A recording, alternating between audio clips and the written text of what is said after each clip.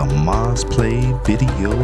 This is Moz Mojito, and today we're going to be getting into a open world space exploration style game, and this is going to be the pilot episode. We're playing Starcom, Unknown Space. Let's get to it.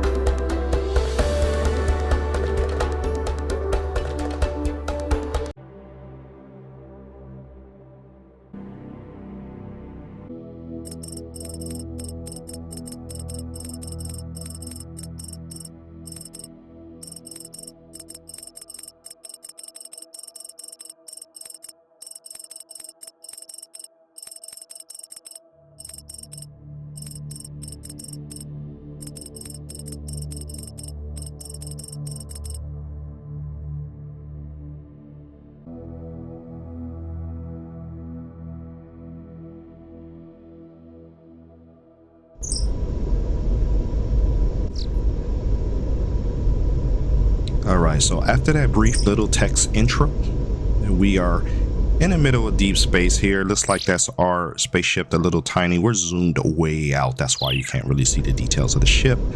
But it's really a lot of role-playing elements in this game. You're gonna have a lot of text-based prompts coming up with a picture of whoever's talking. The game auto-saves, as you can see in the upper right. You'll have the save icon appear.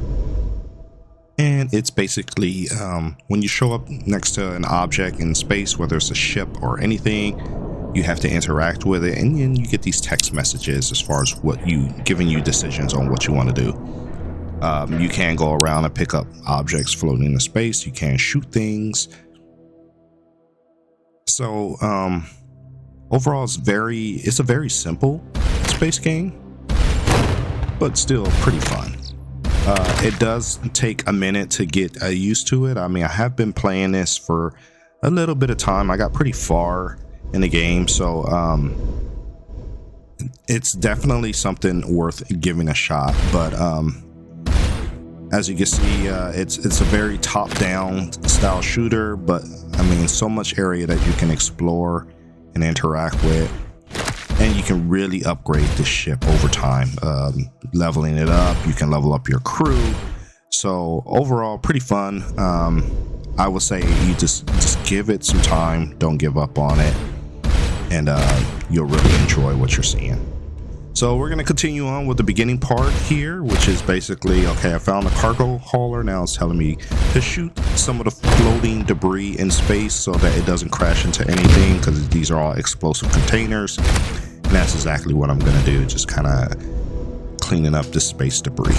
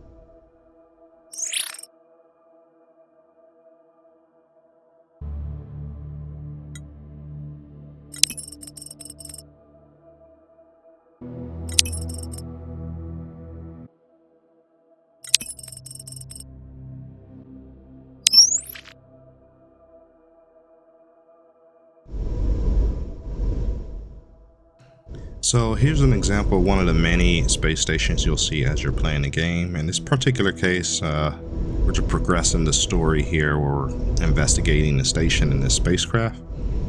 Usually, if it's part of the story, you'll usually see a talking head in the upper left giving you guidance, like this first officer is telling you what to do next. So the space stations are usually going to be your home port. That's where you're going to be able to reload weapons, level up your people skills and other things. But in this particular case, this is part of the story, so we're going to go ahead and get this wormhole built, which will allow us to travel to different parts of the galaxy. So let's go ahead and push through.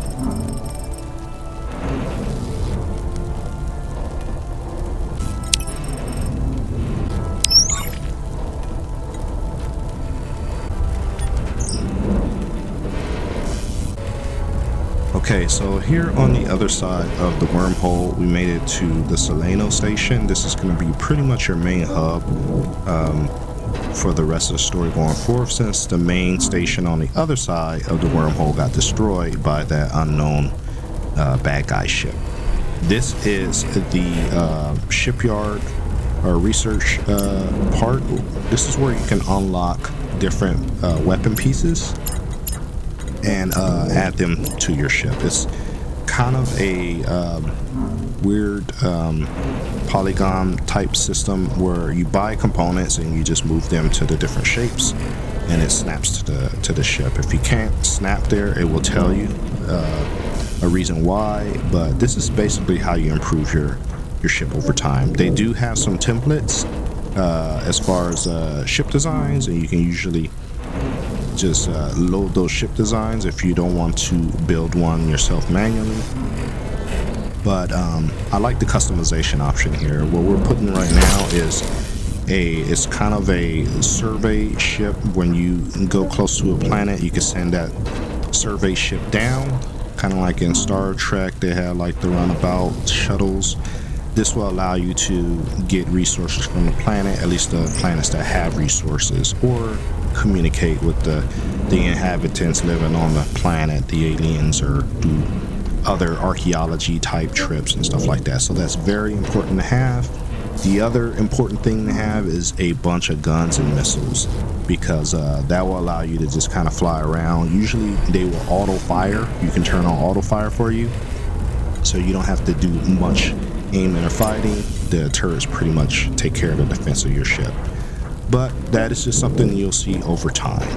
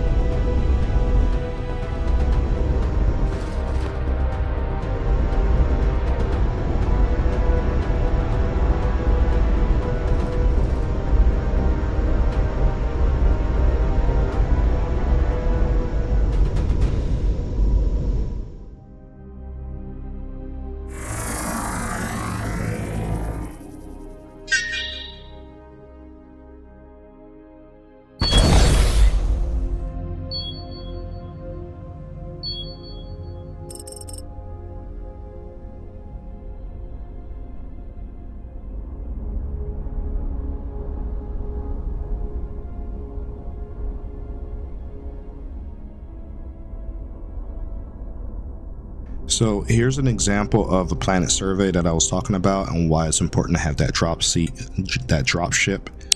Every time you finish a survey, you recall your ship, and as you can see, it flies back from the planet to your main ship and docks again. And then off you go to the next planet, and you kind of keep repeating this until you've surveyed all the planets in that local solar system. You will constantly get messages from the log. It will blink when it tells you get something. In this case, we got an artifact. Now, the things that you find on the planet will each give you research points, and the research points is pretty much how you unlock the different components of your ship, or just improve your skills when it comes to the ship. So the research points are very important in this game, and you constantly want to be surveying planets anytime you get a chance, and just keep repeating this. Eventually you'll see how you can jump between solar systems with warp holes or like just warp gates, and that'll really speed up this process a lot. But starting off, you're just basically getting familiar with how to fly and how to survey and how to play the game.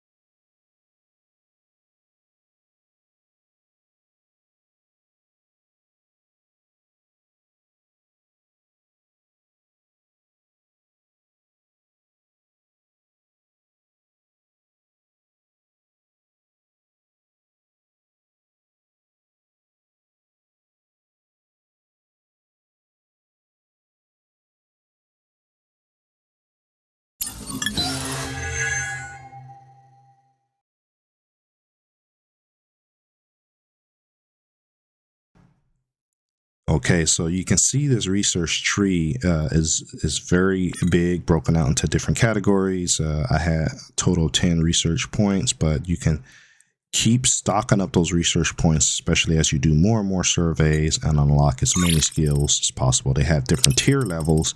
Obviously, you start off with a tier 1 level skill and it just keeps progressing as you go more from the left to the right. And the more skills you unlock, the easier the gameplay will be. And it will also give you the opportunity to buy bigger and better weapons, better armor, propulsion, bulkheads, all those different little tabs at the bottom that you see, the components. It will allow you to unlock and buy those components. Now, the key thing you're going to need is the resources you see on the right side. You get those resources every time you do a survey of a planet. It's just random as far as what kind of resources you get, but those are also important for unlocking different skill points. So at this point, I think we've been playing for quite a bit of time, just an introduction of the game.